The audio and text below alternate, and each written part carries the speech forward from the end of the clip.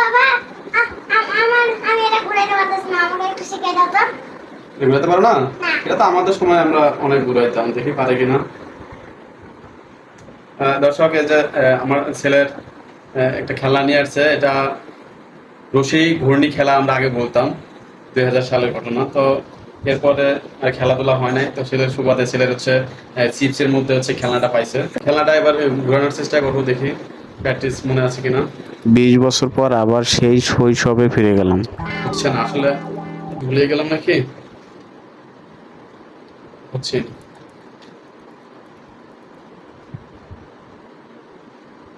হুম, হয়েছে বাবা।